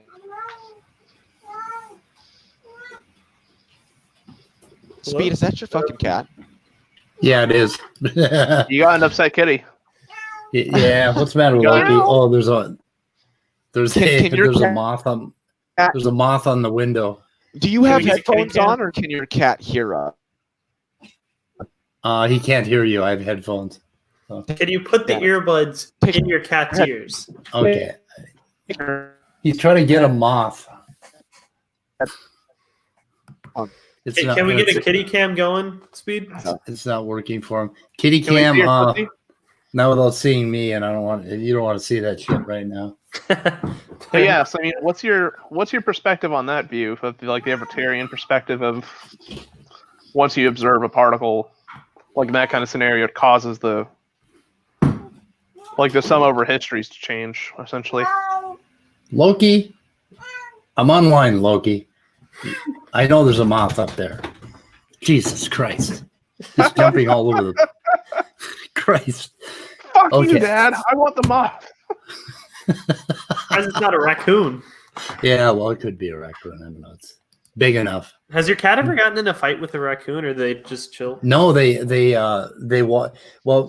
hiss at the raccoons, but the raccoons totally ignore them. Like they look at them like, dude, what's the problem? You know, I'm not gonna. They have like no urge to fight at all. Mhm. It's just amazing. I guess in the wild they're like that. They're totally uninvolved with each other. Loki, what the fuck? He's jumping all over the place. Jesus, what is it? What is so important about that moth? Is he hunting moth Jesus? Holy shit. I don't know what the hell they're after. There's some. It must be in the house. I don't know. I don't know. Anyway. Jesus Christ. Oh hell. Anyway, guys, getting tired here. Well, I feel like we got kind of derailed from Rip Leo. Oh, okay. I feel like we got kind of derailed from the information thing. Yeah, well, Did we not actually really. make- I think the point I was trying to make is that if you really want to have a talk about information and you want to talk about biology and you want to talk about the mind or consciousness or anything, you have to step out, take a God's eye view, and stop fucking talking about abstractions and subjectivity and observers, because that's not what we're talking about. We're talking about the state of the universe. Oh my god! Yep. I'd still say that's the only way you can play the game. Why do you want to play the game like that? Your game goes in circles. You keep going in circles. No, You never Because- agree with anybody. no, because my final statement is that abstracts are what exist. They're just non-discernible in the absence of an observer. What do you mean they exist? Of course they exist as They physical exist, things in just your like- mind. They You're just exist. an organism. They exist just like mass and electricity and energy and all that other stuff. Okay, I hear this squeaky noise and I'm looking at you and you're just a bunch of matter. That's all I hear is squeaky noises. I don't hear any. I don't see any possibility of an abstract existing. So Abstract you're is just, They're Like just you're a trying to result say as a process separate of the brain. substance. What's What? that, Leo? Leo. I said abstracts do exist. They're just a result of physical processes in the brain. If something exists, it has to be physical. Yeah. You No, disagree? it's- Show me something that exists definitively that's 100% not physical, or even Virtual- reducible to the physical. virtual Okay. photons. Virtual photons are physical. They're disturbances, perturbations in the electromagnetic field, which is a physical field, and they're represented by physical quantities. They are They're physical. interactions. They're perturbations of a quantum field. Yes, and and they quantum never- fields are physical. Yes, but they So never. virtual but they- photons are physical. Oh They my never- god. They never materialize. Doesn't matter. They're physical. Okay, how the They're physical. how do you detect something that has a half-life of 0? It The doesn't same matter if you way detect it, we it's still have physical. detected virtual particles. By terms of their energy. Yeah, of course. Who Energy cares? is physical. Who cares what an ape can detect? Well, Okay, I'd say energy is a description. It's not necessarily physical. so is the color like if you're describing an Physical object, quantity, it has physical reality. but does that quantity mean anything without an observer? And I would say no. What do you mean doesn't mean anything? Of course it does. Does it Mean anything? No. anything? Is it there? Yeah. Does it have meaning? No. Meaning again is the subjective abstraction of the human mind. So nothing has meaning without humans. We were so fucking close. No, we weren't close at all, Immutable. You're just fucking going Dude. off the rails, and I'll tell you why. Okay, I things got a don't. summary okay, right here. There's your Let- summary. Just say no to category errors. That's It's what not a you're doing. category error. You're making a category error. It's not a fucking category error. We're You telling can you have- what you can- exists physically from a God's eye view, You and can. you insist on talking about fucking brains and observers and I mean apes. Who cares about apes? Okay. God. Why do you care? Why do you want to drag the subjective into this fucking discussion? Because I want to be rigorous. God damn it. Rigorous. Rigorous. You're not being rigorous. You're going in circles. You're trying to look at your eyeball You're with your saying- eyeball. You're How saying can I watch my information. eyes? You're saying information exists because information exists. That's about as tautological as you can get. Well, the fundamental laws of logic are tautological. They're still Yes, valid. exactly. What the fuck's wrong with tautology? They're proper. Yeah, problem Everything with is that? tautology. A cat is a tautology, but it's still true. Yeah, A book is okay. a book is a tautology. It's still The true. laws That's the of law of logic. identity. X Okay. is X. As of It's Angelo tautological. said, Okay. information is information. Okay, the laws of logic are properly. Jello. The laws of logic are Is proper. Tangelo back? No, he raised No, He he comes rage in, quit. bombs the chat, and then leaves. Yeah. Okay. How do you? Yes, gravity Okay. is physical. I would say. God damn it. Okay. I would say you can have meaningful information regarding something even in the absence of an observer, or actually, wait, by virtue of the fact of having more than one quality assigned to an object. I'm listening. My Why- cats have never okay. known hunger. Never. Why? Go Okay. ahead. Why would we What's that give mutable? things? Why what? Why would we give things distinctive symbols if they have the same meaning? What do you care about humans? In Why this would any- discussion? Why would any sentient agent? The only Oh, Leo froze again. the Damn only it. thing I can say in He's regard. back. Did I really freeze? Nobody can hear me again? Okay. No, we can now. No, I We're good. stopped. I didn't freeze. I just stopped because I thought Immutable was going to say something. But Oh the shit, only you're thing I confusing can say us. is that the ways that literally every aspect of how humans describe reality, despite being accurate, consistent, and reliable, is completely arbitrary. Literally all of it. It's all arbitrary. But Yes, that it's does not entirely remove its abstract. Exactly, but that does not remove its Thank you. reliability. Oh my and God. consistency. You just gave me. You just gave me Accuracy. my point. I've always believed that everything that humans Okay. do is abstract and arbitrary. It doesn't. Okay, but it's then how is- reliable, okay. accurate, because it reflects the reliable, accurate, consistent reality that we are in fact trying. Okay. Okay, then how is information itself not an abstraction? Because it's What? the description of physical things. So color is a physical Okay. thing. It's still information about something. Okay, The does color it of an object is information about that object. If there was not a human to look at that object is still reflecting electromagnetic radiation with that particular frequency. Doesn't Okay, matter if there's a does human it- to see it or not. That's okay. still happening. Does a description of an object require the invoking of a null set?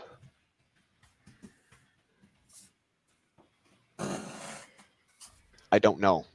Okay, Mutable. Do you The answer is understand? yes. No. It does. Okay, back that up. Say that again. that up. Why? Beautiful. Okay, so the way we know something is red, it has the quality of not being included within a null set, right? The ideal of nullity is that there is a set of things that is in one particular conformation, and that thing we describe as being nullity.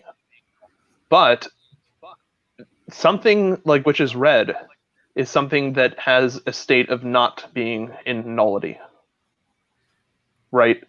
But the way we say that is this is something that deviates from the null set, right?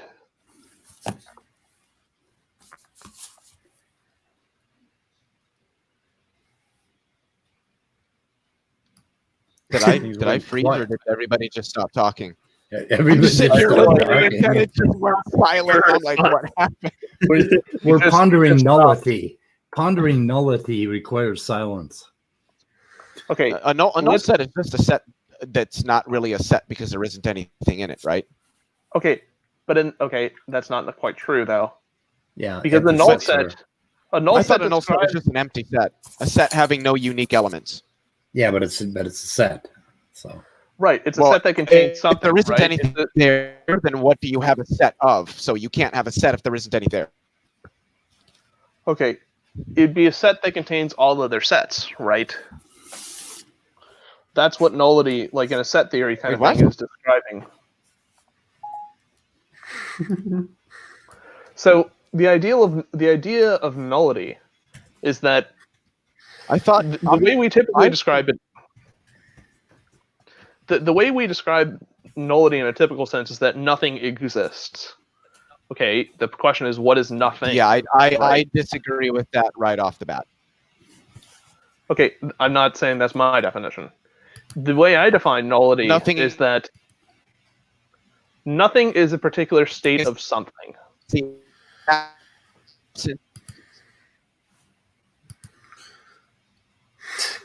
know. Leo's breaking up again. I don't know where they're getting off. Okay, so nullity, I would say, describes a set of affairs for objects not within a set, right? So let's say I have 5 balls. I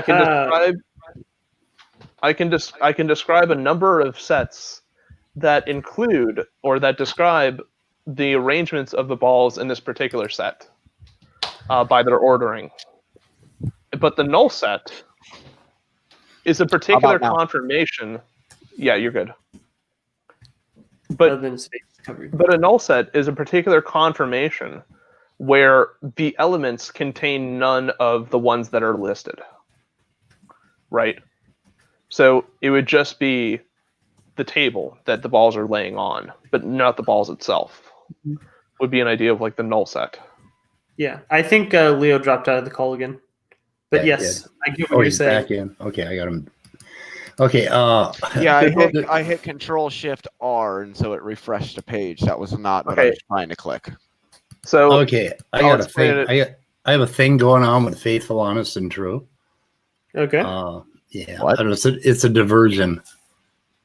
Anyway, Faithful, Honest, and True insists that he heard me talking about working for the drug cartels making meth. And I called him a lying sack of libelous shit. And he keeps saying, don't make me find the screenshot. And he's talking about, I think I was on somebody's stream talking about how I was once approached by a gentleman who offered me money and I turned him down. But it wasn't no fucking cartel, for Christ's sake. Like, what the fuck, you libelous sack of shit? okay, so back Anyway. to the Go Yeah. ahead. A null set is definitely a set that doesn't contain anything, which is not a set at all. Because if you don't have anything, it can't be in a set. Actually, a null set is considered a set. No, right here in mathematical sets, the null set, also called the empty set, is a set that does not contain anything. It's Is literally that not a- a set at all. a It's Frankel, literal nothingness. The null set is just nothingness. It's not anything at all. So if Yeah, we're but saying that in order to know it something, we have to contains- differentiate it from not anything at all. Well, of course we do, because anything that exists is not anything at all. It is a thing. So that, I mean, Right. I mean, that's just that. but so part of that is Is that Zermelo? No, that's not a Zermelo Frankel axiom. Okay, The null let's- set is the basic set. Basically, Okay, a null null set is a set that contains nothing. Yeah, Let- but let- all sets contain a null element. Null set contains only the null set. Yes, a null set contains nothing. A null set is not really technically a set. It's the absence can't of there contain a being set. sets. Well, the way I look at it is, if you don't have things to be in a set, then by definition, you can't have a set. A set is a set Okay, of okay, things. here- If you don't okay. have things, you don't have Okay, a set. Simple as here's- that. Okay, but here's the thing, though, right? What the null set is it kind of sets the parameters for how those sets can be constructed, right? So it's kind of like if I were to lay out several colored balls on a table, right? Mm-hmm. The null set would be the table itself. It would be the absence of all balls, but it would be a surface. It would be a description of a space where these conformations can exist, but don't exist in this particular conformation. That's what a null set is. A null set is a set of 0, Yes, and 0 is nothing. right. Which means that the null set, I mean, there's a reason we call it the null set, and I get that. That may, I 100% agree. But what I look at things from a very technical standpoint. A null set technically, what the fuck is green on my finger? The null set technically isn't a set because there isn't anything there. But I get what they mean when they say null set. Okay, but I just so don't the like idea. that terminology. Okay, so the idea, like as it pertains to information, is imagine the following scenario. Imagine that you have balls that exist on a flat sheet, and that there are two colors of balls. There's one green ball, but all the other balls are red, for instance. What the? And What? the idea would be, like, in the context of the green ball being an observer, right? The only way it knows the green ball, like, as it observes other things, would be kind of like a view of the null set. Everything it sees around it is red. Everything it sees around it is uniform. It can't discern itself from other objects, even though it is different. Can it observe itself No. Okay. It's incapable of doing that. already? Then yes, I agree with you thus far. But the picture of reality, like the observation, like in what we perceive to be real, right, would be, instead of us being the green ball, would be us being a red ball. So we can see every other ball in the room, and for the most part, all we see is red balls, which ordinarily would put us in the null set. But because there's one other colored ball, a green ball that is different from us, we can call that type of thing like reality. There's a metric for which we can discern the identity of one thing from another. Like, that is information itself. Okay. Does that make sense? Or Yes. To me, it makes sense. Yes. Mm-hmm. Speed, Walker, I'm not sure. That makes sense to me. I mean, I never had any problem with the null set, like Okay. describing. I only have problems with the fundamental definition of a null set, but I fundamentally get what it is they're trying to define. I just don't like the way that I just don't like the terminology of it personally. Okay. That I'm just weird like that. I'm very weird when it comes to language and how it's used. I get Alright. that way in science. Like, I hate the word quark. Why the fuck are they called quarks? They should be called chromons. I don't really care. But that comes from my OCD. Like, I like consistency. We everything else ends in on. Why the fuck don't quarks? You fucking fuck mooks. You fucking, what the fuck is wrong with you? I swear. What kind of monsters are you? What? Yeah, exactly. What kind of monsters are you? You fucking monsters! I also don't believe in the like, so for neutrinos, it's electron neutrino, mu neutrino, and tau neutrino. I would rather them be called the electrino, the muino, and the tauino, because it's fucking simpler and easier. But physicists don't like easy and simple. Muino? That's not very Muino? simple. Muino, M-U-I-N-O. It's easy to Muino? spell. It's kind of hard to say. No, it's not. Muino. Muino? Muino. Electrino. All right, Speed. What's the verdict on what I was describing to I've lost Walker it. and I've lost the thread. Fucking Faithful, Honest, and True is talking about some screenshot of me drunk and mouthing off about some cartel shit. I don't know what the fuck is going on. How's Smokey Anyway. doing? Huh? Smokey's over talking about abortion and his idea that 10-year-olds should be forced to have their child if they've been raped. That's He's his fucking disgusting. that's his position. He is just, but this fucking faithful, honest, and true shit. Like Matt and Standing for Truth apparently have some screenshot. I don't know. I'm thinking back to I don't think I was online. Maybe I was online back then, but I certainly wasn't Speed of Sound. I don't know. No, I don't know what think the you fuck they're did. talking about. Anyway, I gotta see this shit. I told him send your fucking screenshot, asshole. Fucking cartel. What the fuck? I was going to ask everybody, why are we surprised that Smokey's going off about abortion and this, that, and the other, and that if a 10-year-old we're No, not. we're not. rape, they have We're to give not. birth to a child. We're We're talking about not. a guy who called a chick that he's never met and he knows nothing about outside of maybe like a 15-minute YouTube interaction that he wasn't even a part of, and still called her a whore. I mean, wait a minute. I will yeah, send he it. tries to Whoa, apologize for slavery. What were Whoa. you saying? What? Okay, faithful, honest, and true saying, I will send it via email to some cartel business. I will find one if you keep lying. He's threatening What? to send. He's threatening to send a screenshot to a cartel, He doesn't And have then he- contact to a cartel. and then he says, "Okay." And then he says, Fuck I you, have been to- Escobar.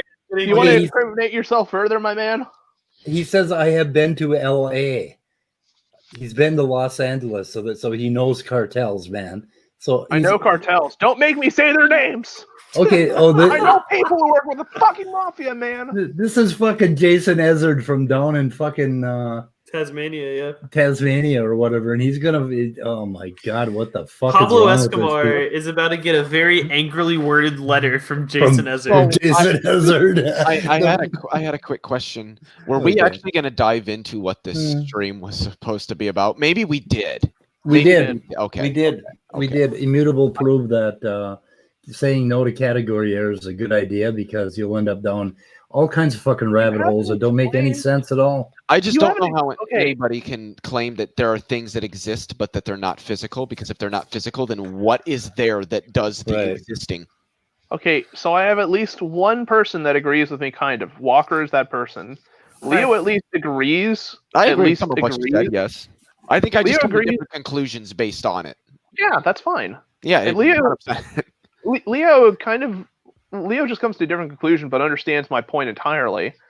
And you're just claiming it's stupid and haven't given you haven't shown it's a categorical error. You're just saying that I'm not taking a God's eye view. I thought you were supposed to be an atheist. God's eye think- view. Okay, Okay, so okay, wait, tell can I me- just say, go ahead. Go ahead, Walker. I was just gonna say I have two problems with like Speed's ideas. One, There's speed. assuming, yeah, no. So if you're taking Fuck the you. God's eye view, you're still assuming consciousness as a conscious observer, right? So you're still a conscious observer observing a phenomenon. And What the second fuck? of all, Didn't I tell you the first rule of the God's Eye View Club? yeah, you got to get rid of all the humanity stuff. Yeah, you I can't think- get rid of I the think- humanity stuff. I think can't Speed talk about the acknowledged God. that his particular scenario was highly contrived and that certain obvious also- presuppositions have to be made. Like if you go back to your box where you have like the smiley face and all the different like cubes and stuff, what I'm referring to as informative is if you zoom in to the cylinder and it's red and you can describe it as red. That's information to me. If you for your thing to apply for it to just be entirely physical and not have any abstract links, you have to include the entire box, right? You have to include the human or the observer within your observation of the red cylinder. Exactly. And to me, that's just counterintuitive. Why is it Like if counterintuitive? you're observing the cylinder, observe the cylinder. It's what Why we're do you trying to need do. to take? It's what we're trying to do with rationality and with physics. We're trying to get out above ourselves, above everything, and look down upon it. That's what we're doing. We're trying to take a God's eye view. A God's eye view is a highly idealized way of understanding the universe that avoids these subjective traps. Also called a set of abstracts. Thank you very much. So I have a quick question for Walker and Amigo. And Are you just guys fucking naturalists? broke the rule. Yeah, Yeah. I would So say I'm a naturalist. it depends how you define that term. I would say I'm All that methodological. exists is the natural world. Yes. No, I would not say. So I, what exists that is not natural? okay, let me clarify my position. I would consider myself a methodological naturalist. Not a pure naturalist, though. So then my question would be, what do you think exists that is non-natural? Nothing, but I cannot prove that. So then you are technically a naturalist. You're just not a strict naturalist in the sense that you would claim that you know all that exists is natural. That's what you believe, but you don't know it. That seems to be more. So which is there my could position. I believe that all that exists is natural world. I don't know that. That could very well be wrong, but I don't think that it is, and I don't think that. Yeah, I don't either. To There could indicate be. that it is. So there could be a set of things that exist outside of the natural. There could be like some kind of spiritual dimension or some kind of hyperdimensional reality that's just inaccessible to my this three-dimensional carcass. To this four-dimensional, carcass I have. But as stated implicitly within that would remain unknown to me. That doesn't mean it doesn't exist. It just means that the knowledge conveyed, like in those types of hyper realities, if they exist, are indiscernible by my four-dimensional carcass. Mm-hmm. So even though I have only evidence like of the natural world, it seems for me kind of like to say that, as a stretch to say that the natural world is all that exists. I think it is. So for me, like that would be kind of like saying, imagine yourself in a room that's flat, right? But if you go a little bit further outside the confines of like what you can observe physically, you notice that the surface is in fact hyperbolic. But only the region that you're able to observe happens to be flat from your perspective as an observer. Right? So the part of nature I perceive appears to be natural. But there could be boundaries to that, like to that perception that I'm not privy to, that in fact say that, okay, here's where that notion breaks down, but you're just not able to ascertain those particular points in space. Do you think that because there could be non-natural things that there might be, or that there is, or are you just acknowledging honestly that there could be? I just don't know. Honestly, there could be. I just really don't know. And I don't have reason based upon like my limited set of knowledge to conclude that they do exist. But I don't have positive knowledge to say that they don't. I have a knowledge to say that it's likely that they don't, but not full on that they don't. Right. And that comes more to what it means to be something that's not natural. It's pretty much synonymous with something that doesn't exist. There's no locality, it doesn't exist in space. No temporality, it doesn't exist in time. And no physicality, it's not made of anything. That sounds an awful lot like something that just doesn't exist at all. Right. So there's a very high probability that those things that may exist, given my current perception of the world and all those things, likely does not exist. But we can't be for sure. Yeah, maybe we just don't know how they can exist despite lacking those properties that I mentioned. And we exactly. We can only we exist in a natural world, so obviously the only things that we can observe are natural, but there could still be something beyond that we don't understand how it's possible that it could exist because we can't observe it to know how it exists. And that's why I am a naturalist, but I don't state that has to be true or that it's 100% true. I just think it's the most likely explanation. Right. So philosophically, at least, naturalists make the positive claim that nature is all that exists. Like the natural world around us is the set of things that. Yeah, but no naturalist would claim certainty. No, pure naturalists do. Huh? Pure naturalists do.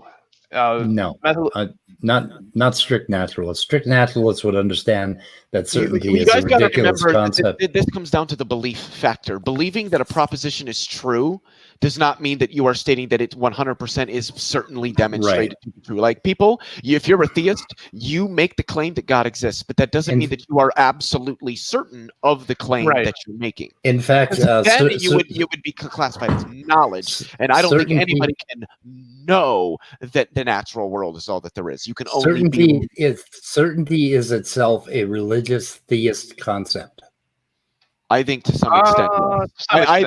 I think I mean I get what you're saying, but I would state that there are areas where we can be certain. This mathematics would be one of those, but I think certainty for would the most require you- part, we can't really be certain about most things. That's Certainty- why we say that, relativity could be wrong. We don't have a reason to think that. Most people, if they looked at relativity and how thoroughly it's been confirmed, would say that it's 100% a fact of reality. I would state that just because, let's be honest, it kind of is. But there's a reason that scientists don't explicitly state, we have 100% certainly without any room for doubt proven relativity, because there's always one thing that could state that it's wrong. Hang on. If you claim certainty, then what you're doing is claiming that the God's eye view is an ontological reality rather than just a tool to discern what's going on in the universe. So certainty is impossible except from an actual God's eye view.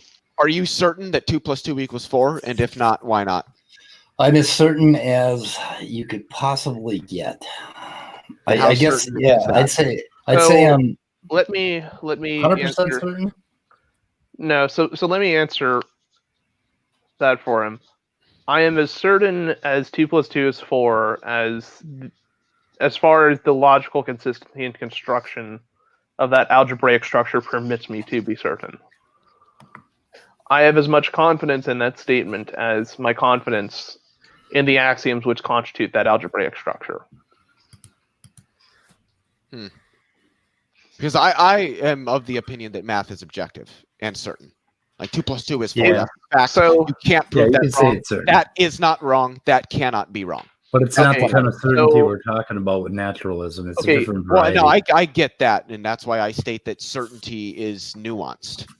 Okay, but so by fiat, like in mathematics, you must assume certain things are true, right? Yes, but there's reason to assume that those things are true. No, very, that- very, very good reasons to assume that those things are true.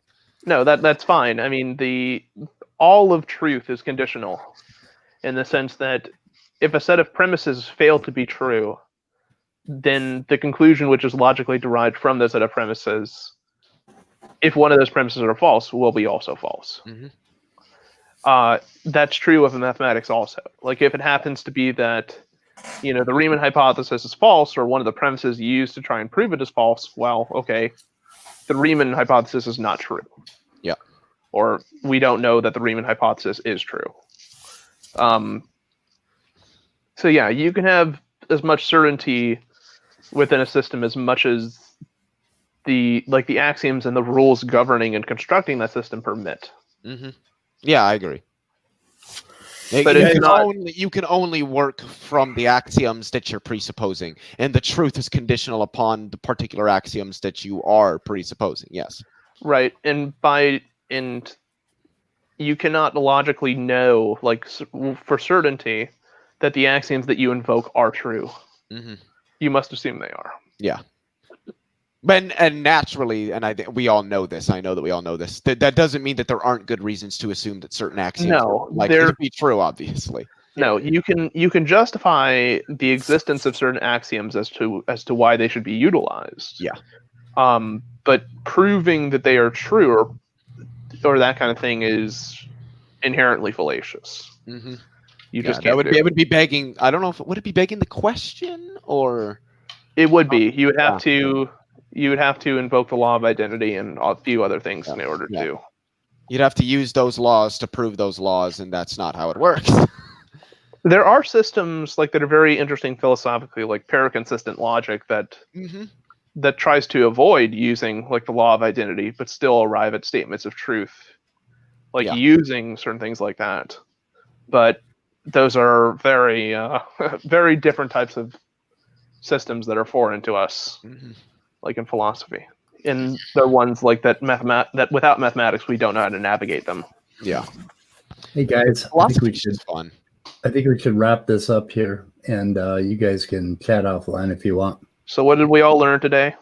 We learned that rocks are not atheists. Okay, great. No, rocks are not atheists. Okay. They're not. Okay. Despite what Aaron Ross says, I love the guy. He's a very smart guy, but he's wrong. Rocks. He says, well, rocks aren't unatheists. Rocks are atheists. And I'm like, Well, no, they're not. Rocks are as atheists as they are vegan, as they are bald, as they are gay. I don't believe in trivializing the definition of a word to the point that its application becomes essentially meaningless, which is Okay. what's going on in that particular situation. I'll give you that. Okay, we're going to end the broadcast. We'll see everybody if anybody's still left. I think. Holy You know, on a really interesting note, a Huh. piece of information. Ian Chin was not in this live chat. Well, oh my Yeah, I God, he know. wasn't. I didn't even realize that until you mentioned it. Well, let's see. What time is it where Ian is? It's okay. It is 11. Where does he live? 10 plus Oh, wait. 3, so it's about 2 in the afternoon for him. So Does he live in Asia? He's in Australia. Australia. I Oh, don't he know lives in what's Australia. Huh? Okay, we're going to end. We're going All to right, end. before we end, one more time, I'm right. just so that everybody can see it. Okay. If I can get the same you in there, there you go. Check Give them out. Maddox help. Follow them on Facebook. Follow them on Twitter. Subscribe to them on YouTube. They're doing great work. Hashtag rehabilitate Maddox. Yes. Hashtag neuro rehabilitation. Hashtag Maddox needs it. Hashtag he's an idiot. Can you put the can you put it in comments like a link? What do you want me to find a link to? Do you want me to find a link to the actual like sameu.org and put it in the side chat? Sure. And put it in the Yeah, description of the video. Yes, I can. Yeah. Do that. Well, then I'll just type it in because it's literally just sameu.org. Sameu.org. No spaces. Okay. I can fine. find the Twitter thing and link that in there if you'd like me to. If we want to put that in there as well. I'll put it in the description. You as just soon got to as I give me a find it. second to look them up on Twitter. Wow.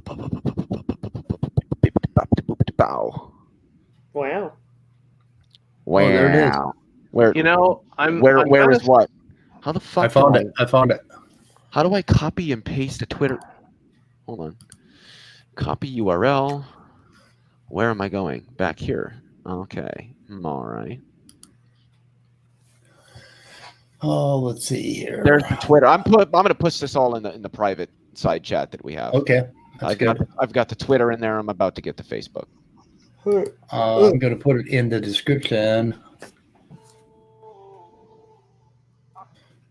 And is it in private? Okay, we're going to end the broadcast, guys. Ending. Goodbye, all. Peace out, everybody, and remember, subscribe. Make the world a better Yes. place. And remember, Yep. speed of sound is right. Always and forever.